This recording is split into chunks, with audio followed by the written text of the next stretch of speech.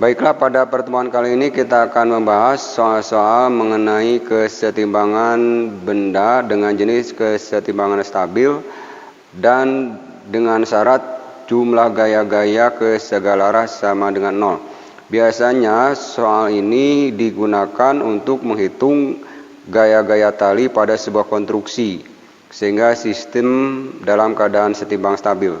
Contohnya misalnya seperti ini konstruksinya. Ini adalah sebuah konstruksi dengan menggunakan tali, misalnya seperti ini. Nah, ini adalah atap, kemudian ini adalah tali, dan tali-tali ini menopang sebuah benda. Ini adalah benda, anggap saja ini benda. Kemudian ini adalah pengikat tali, ini pengikat tali. Sebut saja ini adalah tali T1, ini adalah tali T2, dan ini adalah tali T3 yang langsung menopang ke benda. Kemudian kemiringan tali-tali ini kita lihat, misalnya contohnya ini terhadap atap 30 derajat dan ini misalnya 60 derajat. Kemudian bendanya misalnya yang ditahan atau yang ditopang misalnya 10 kg. Nah, dari konstruksi ini biasanya ditanyakan tentukan nilai gaya tali yang dimaksud adalah T1 berapa, T2 berapa, dan T3 berapa, supaya sistem atau konstruksi itu setimbang, stabil. Artinya si benda ini tidak jatuh atau tali-tali ini tidak putus. Itu yang dimaksud dengan pertanyaan pada soal ini. Langkah penyelesaiannya kita menggunakan konsep dengan jumlah gaya sama dengan 0 ke segala arah. Apa harus kita lakukan? Kita harus minta bantuan atau dengan menggunakan alat pembantu media lain, yaitu kita akan memindahkan si gaya-gaya tali ini ke dalam sebuah koordinat atau koordinat kartesius. Langkah yang pertama, kita buat koordinat kartesius seperti biasa, sumbu. Ini adalah sumbu X, ini adalah sumbu Y, ini sumbu min X, dan ini sumbu min Y. Nah, si tali-tali ini kita pindahkan ke sumbu ini tanpa merubah kemiringannya. Nah, kita amati tali yang pertama ini adalah membentuk sudut 30 derajat, dan yang tali kedua 60 derajat, dan tali ketiga langsung menopang gaya berat beban benda ini. Nah, perlu diketahui bahwa berat beban ini kalau kita hitung adalah sebesar gaya beratnya atau weight yaitu M kali G. Berapa M kali G? Kalau G-nya 10 meter per detik kuadrat, maka ini 10 kg kali 10 meter per detik kuadrat. Kita menggunakan ini nilainya 10 percepatan gravitasi. Sehingga si berat beban ini kalau dihitung yaitu 100 Newton. Itulah berat beban yang ditopang atau yang ditahan oleh si sistem tali-tali ini. Nah, kita coba menggunakan bantuan kartesius ini atau diagram kartesius ini, bahwa tali-tali ini dianggap sebagai gaya. Nah, kita pindahkan gambarnya. Ini adalah tali T1. Nah, kita buat seperti ini. Nah, ini ada disebut dengan gaya tali T1. Kemudian kemiringannya 30 derajat terhadap bidang datar. Ini juga berarti 30 derajat terhadap bidang datar, sehingga kita pindahkan di sini 30 derajat sudutnya. Kemudian termasuk juga tali kedua. tali kedua membentuk 60 derajat terhadap bidang datar ini sudutnya, dan berarti di sini 60 derajat. Sehingga kita buat kemiringannya 60 derajat. Misalnya seperti ini. Ini adalah T2 dan sudutnya 60 derajat. Kemudian ada tali T3 ke bawah, kita gambarkan adalah tali T3. Ini T3 tidak membentuk sudut atau lurus ke sumbu negatif sumbu Y. Nah, itu langkah yang pertama. Kemudian langkah yang kedua, kita proyeksikan atau kita buat proyeksi si gaya-gaya ini ke masing-masing sumbu. Contoh misalnya ini T1, kita proyeksikan ke arah sumbu X. Namanya misalnya T1X. Itulah proyeksi dari gaya tali T1 ke sumbu X. Kemudian ke sumbu Y, ini kita sebut T1Y. Kemudian yang berikutnya, ini juga sama, T2 ke sumbu Y, yaitu kita sebut T2Y. Dan ke sumbu X negatif, ini kita sebut T2X. Nah, itu proyeksi gaya-gaya terhadap masing-masing sumbu. Kemudian langkah berikutnya kita identifikasi. Kita lihat, kita identifikasi gaya-gaya pada arah sumbu X. Pada arah sumbu X kita identifikasi.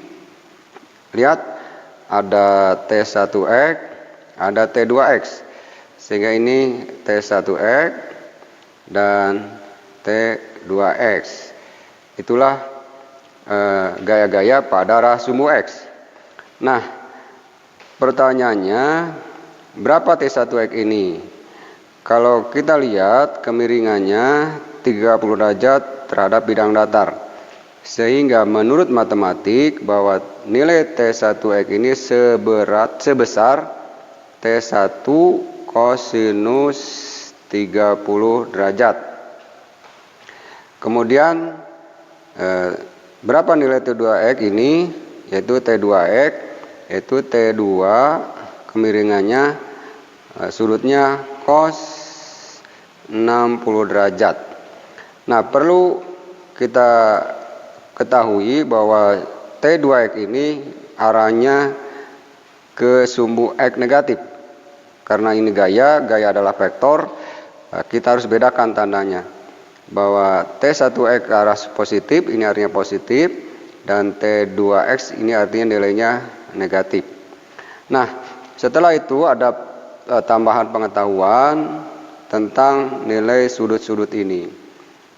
Nilai sudut-sudut ini harus kita lihat di daftar logaritma atau matematik, bahwa ini menurut nilai sudutnya cos 30 itu adalah setengah akar 3. Kemudian yang ini nilainya setengah.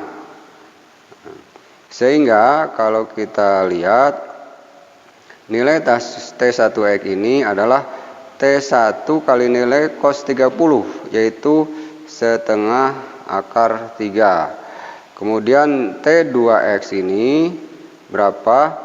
Yaitu min T2 kali nilai cos 60, yaitu setengah. Nah, inilah nilai gaya-gaya ke arah sumbu X, baik X ke sumbu X positif atau ke sumbu X negatif.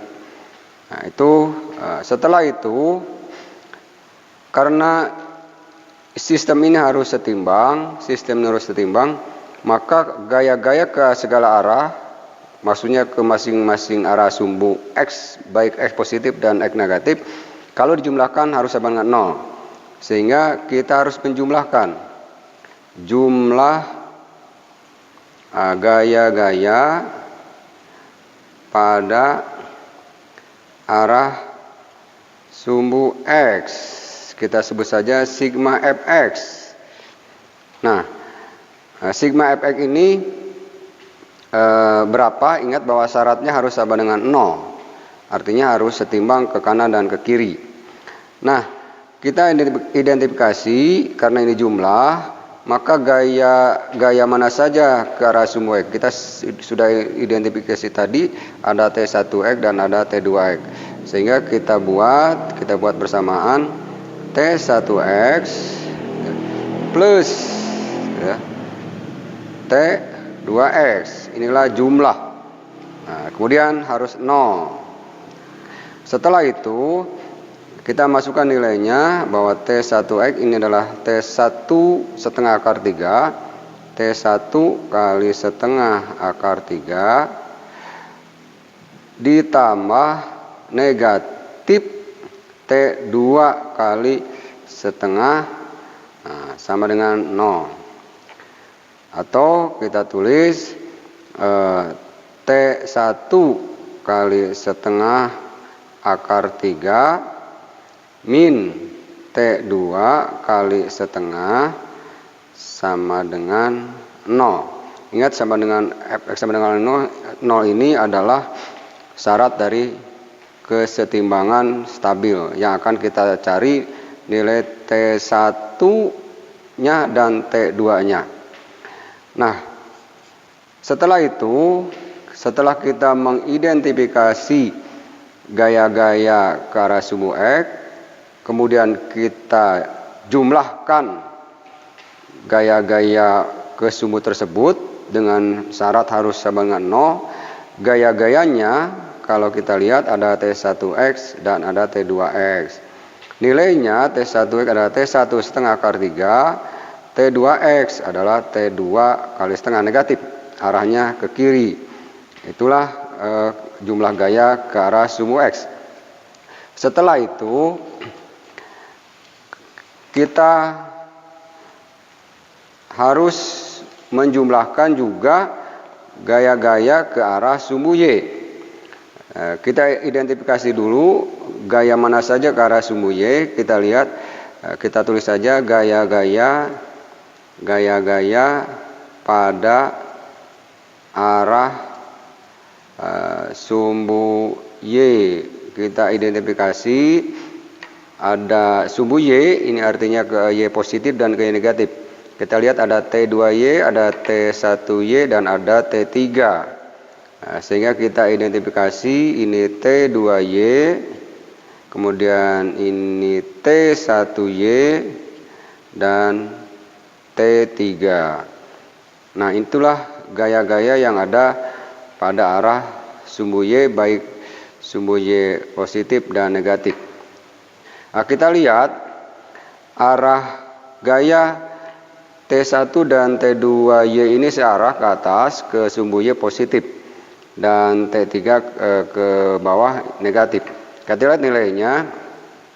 Menurut matematik bahwa sudutnya ini 60 derajat, kemudian ini sudutnya 30 derajat, maka T2Y ini menurut matematik nilainya sebesar T2 kali kemiringannya sinus 60 derajat.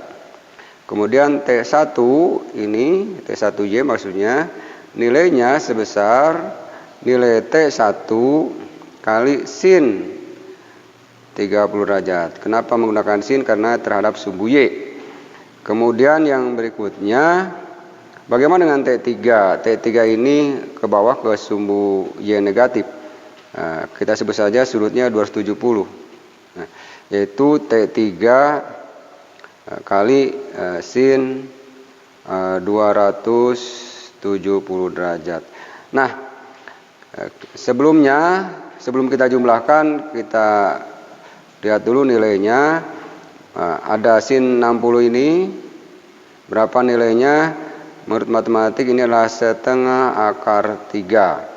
Sehingga T2Y besarnya sebesar T2 kali sin 60. Yaitu nilainya setengah akar 3. Setelah itu, yang T1 kemiringannya 30 derajat. Berapa sin 30 itu? Menurut matematik ini adalah setengah. Sehingga nilainya T1Y adalah T1 kali setengah. Kemudian bagaimana dengan T3Y? Ini T3Y, nilainya adalah T3 kali sin 270. Berapa sin 270? Sin 270 adalah min 1. Sehingga T3Y adalah T3 kali min 1. T3 kali min 1. Atau min T3. Itulah gaya-gaya pada arah sumbu Y.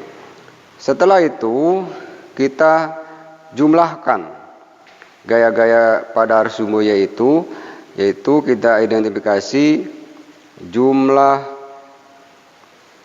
gaya-gaya pada sumbu Y atau sigma FY.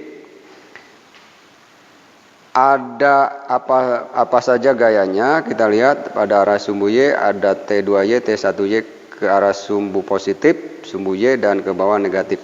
Sehingga jumlahnya ini adalah T1Y positif ditambah T2Y positif ke atas, T2Y.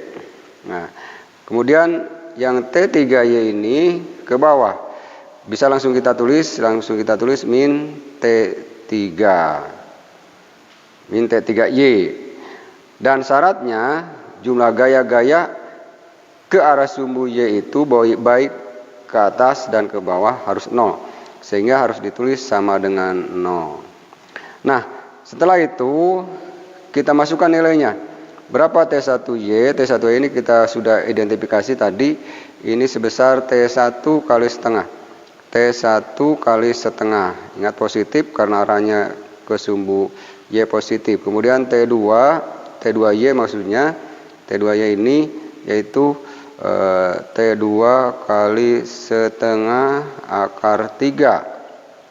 Kemudian bagaimana dengan T3Y tadi? T3 adalah sama dengan min T3. Jadi langsung min T3 sama dengan 0. Nah, itulah jumlah gaya-gaya pada arah sumbu Y yang syaratnya harus sama dengan 0. Kemudian persamaannya bisa kita tulis lagi seperti tadi, yaitu T1 kali setengah ditambah T2 kali setengah akar 3. Kita pindahkan ini ke sebelah kanan sama dengan, dan tandanya harus berubah jadi positif sehingga persamaannya menjadi T3 di sebelah sini. Inilah jumlah gaya-gaya pada arah sumbu Y. Nah, kalau kita lihat, kita akan coba gabung antara jumlah gaya-gaya pada arah sumbu X tadi dan jumlah gaya-gaya pada arah sumbu Y. Untuk menggabungnya kita buat misalnya ini persamaan pertama, ini persamaan kedua untuk arah sumbu Y. Nah, langkah berikutnya kita akan menggabung dua persamaan, kita tulis ulang. Yang pertama adalah ini, yaitu T1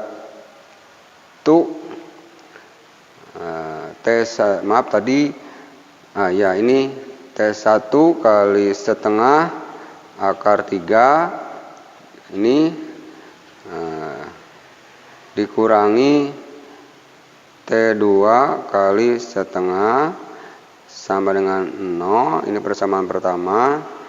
Persamaan keduanya kita peroleh dari arah sumbu Y, yaitu T1 kali setengah ditambah ini T2 kali setengah akar 3 sama dengan T3. Inilah persamaan kedua. Nah, untuk menyelesaikan persamaan nilai T1 T2, ini ada dua persamaan persis seperti persamaan matematik. Bagaimana cara menyelesaikannya? Ada dua cara. Yang pertama adalah cara eliminasi, yang kedua adalah cara substitusi. Nah, cara apa yang akan kita lakukan? Kita coba satu cara, yaitu cara substitusi. Nah, perlu diketahui berapa besar T3 ini. Sebelum membahas dengan cara substitusi atau cara eliminasi, kita lihat T3 dulu. Bahwa T3 ini kalau dilihat dari gambar awal adalah menopang atau menahan langsung berat beban 100 Newton. Sehingga berapa nilai T3 minimal supaya si benda ini tidak jatuh atau tali tidak putus, yaitu sebesar berat benda itu sendiri. Saya ulangi, berapa besar T3 minimal menahan beban ini, minimal gaya yang diperlukan di sini atau di tali T3 sebesar berat benda yang ditopangnya. Sehingga nilainya kalau dari data seperti itu yaitu 100 Newton. Inilah 100 Newton. Sehingga seolah-olah T3 ini sudah kita tentukan, kita dapatkan nilainya sebesar 100 Newton. Karena dia langsung menahan beban dan berapa gaya tahannya? Gaya tahannya sebesar minimal gaya berat benda itu. Nah, sehingga persamaan ini bisa kita ganti, persamaan keduanya menjadi T1 kali setengah ditambah T2 kali setengah akar 3 sama dengan 100. Inilah persamaan kedua. Nah, saya tulis ulang, yang ini persamaan pertama, yang ini persamaan kedua. Nah, kemudian cara apa yang akan kita lakukan untuk menyelesaikannya? Kita coba dengan cara substitusi atau mensubkan. Nah, cara substitusi kita akan membuat sebuah persamaan, perbandingan dari persamaan pertama. Ini kita tulis yaitu T1 kali setengah akar 3, awalnya begini, T2 kali setengah sama dengan 0. Kita buat perbandingan, yaitu dengan cara ini memindahkan ke sebelah kanan menjadi positif, sehingga T1 setengah akar 3 sama dengan T2 kali setengah. Nah, inilah perbandingan antara T1 dan T2. Nah, kita sederhanakan, ada angka setengah di sebelah kanan dan di sebelah kiri sama dengan, dan bisa dicoret karena perbandingannya nilainya 1. Sehingga diperoleh perbandingan T1 akar 3 yaitu T2. Saya ulangi, perbandingannya T1 akar 3 sama dengan T2, atau bisa ditulis T2 itu kalau lihat perbandingannya sebesar T1 kali akar 3. Inilah nanti nilainya. Jadi perbandingannya bukan T1 sama dengan T2. Ini bukan, tapi ada akar 3-nya. Nah, setelah itu perbandingan T2 ini senilai T1 akar 3 ini kita akan substitusi ke persamaan kedua, yaitu ke sini. Nah, kita tulis ulang, T1 kali setengah ditambah T2 kali setengah akar 3 sama dengan 100. Nah, T2 ini kita substitusi, kita ganti perbandingan nilainya sebesar T1 akar 3. Sehingga ini diganti dengan T1 akar 3. Nah, ada angka di sini, ini pengganti T2 yaitu T1 akar 3, dan ini setengah akar 3 adalah angka yang tidak boleh dihilangkan karena awalnya juga ada ini. Kemudian ini sama dengan 100, dan ini adalah T1 kali setengah. Nah, sehingga kalau ditulis ulang, jadi T1 setengah ditambah T1 akar 3 kali setengah akar 3 sama dengan 100. Itulah persamaan yang kita peroleh. Nah, setelah itu kita buat sederhana. Ada angka yang bisa disederhanakan, yaitu ada akar 3, ini akar 3. Ini artinya kali. Akar 3 kali akar 3 menurut matematik adalah 3. Sehingga T1 kali akar 3 kali akar 3 adalah 3. Ini T1 kali 3 kali setengah. Nah, kemudian ini sama dengan 100 dan ini T1 kali setengah. Ya, kita tulis ulang supaya jelas. T1 setengah ditambah T1 3 kali setengah sama dengan 100. Lihat 3 kali setengah adalah 3/2. Ini T1 kali 3/2 artinya sama dengan 100. Ini T1 setengah. Nah, kita lihat. Ini ada angka setengah. Ini ada angka 3/2. Ya. Ini ada T1 dan T1. Persis seperti contoh A 2 ditambah A misalnya 3/2. Berapa nilai A? Tinggal jumlahkan ini 2 dengan 3/2. Atau A ditambah 2A ini menjadi 3A. Ini juga sama. T1 setengah ditambah T1 3/2. Jumlahkan angkanya setengah ditambah 3/2 sehingga 4/2. Sehingga T1 4/2 sama dengan 100.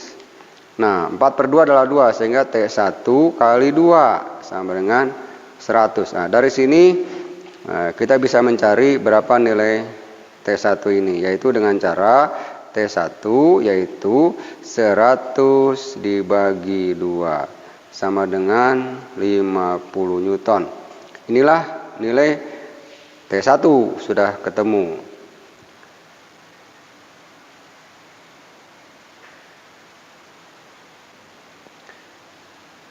Setelah itu, berapa nilai T2? Nah, nilai T2 kita balik lagi ke persamaan perbandingan tadi, yaitu T2 besarnya T1 akar 3.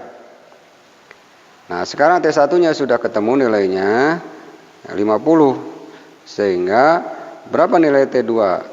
T2 bukan 50, tapi sebesar T1 yang nilainya 50 kali akar 3.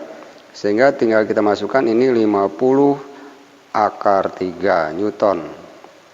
Nah, berapa nilai pastinya? Kalau diasumsikan ini akar 3 1,7, maka nilai T2 itu 50 kali 1,7 Newton, yaitu 85 Newton. Dan inilah nilai T2.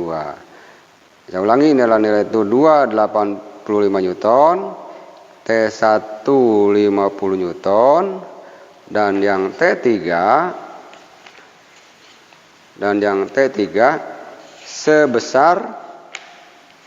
sebesar berat bendanya, yaitu 100. T3 sebesar W sebesar 100 Newton. Itulah jawaban yang diinginkan oleh soal ini. Sehingga jawabannya bahwa pada sistem itu gaya T1 harus, kita lihat tadi, harus 50 Newton. T2-nya harus 85 Newton. Dan T3-nya minimal harus seberat benda tadi, benda yang ditopangnya, yaitu 100 Newton. Inilah jawabannya. sehingga dengan nilai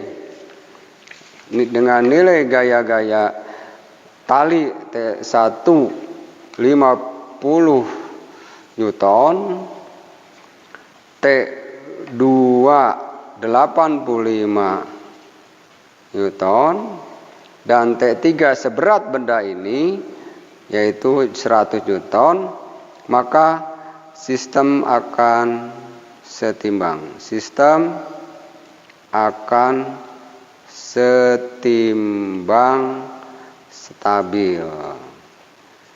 Saya ulangi pemahamannya. Karena kita awalnya suruh mencari berapa kekuatan tali T2, tali T1, dan tali T3 ini, tujuannya supaya si konstruksi ini dalam kondisi setimbang stabil, atau bahasa yang lain, si benda ini tidak jatuh atau si tali-tali ini tidak putus. Jawabannya sudah kita peroleh, minimal kekuatan tali ini 50, kekuatan tali ini 85, dan kekuatan tali ini 100. Dan inilah contoh dari aplikasi ilmu gaya keseimbangan. Biasanya digunakan untuk menghitung gaya-gaya tali dari sebuah konstruksi jembatan atau apapun yang menggunakan penopang tali atau penahan tali. Karena bagaimanapun bahwa tujuannya si tali ini tidak putus atau sistem tidak labil atau tidak putus atau tidak jatuh. Artinya kalau jatuh artinya sudah tidak stabil lagi. Itulah pembahasan contoh dari kesetimbangan stabil. Nah, berikutnya bagaimana kalau konstruksinya yang lain? Misalnya sudutnya yang kita rubah. Tetap konstruksinya seperti ini. Sudutnya kita rubah. Ini misalnya 45 derajat. Ini misalnya 45 derajat. Tetap bendanya misalnya ini masanya 10 kg. Kemudian beratnya adalah 100 Newton. Dia adalah tali 1, ini adalah tali 2, ini tali 3. Nah, apa yang beda bahwa ketika konstruksi tali ini sudutnya dirubah, maka gayanya juga pasti akan berubah. Kecuali gaya tali T3 ini mungkin karena gayanya yang ditopangnya berat bendanya adalah 100, sehingga T3 ini tetap 100 Newton. Nah, pertanyaannya, gaya tali T1 dan T2-nya supaya kondisi sistem ini setimbang stabil. Jawabannya pasti akan beda dengan jawaban yang soal pertama, karena konstruksinya dirubah, karena sudut ini pengaruhnya sangat besar terhadap kekuatan tali yang dipasang di sini. Coba kalian kerjakan nanti di kertas tugas atau di media yang lain. Selebihnya nanti akan dibuat oleh Bapak soal dalam bentuk soal pilihan atau soal esai. Untuk pertemuan kali ini dicukupkan sekian. Mudah-mudahan Tuhan memberikan pemahaman yang mudah bagi kita semua, dan mudah-mudahan Tuhan selalu memberikan kesehatan dan keselamatan bagi kita. Terima kasih.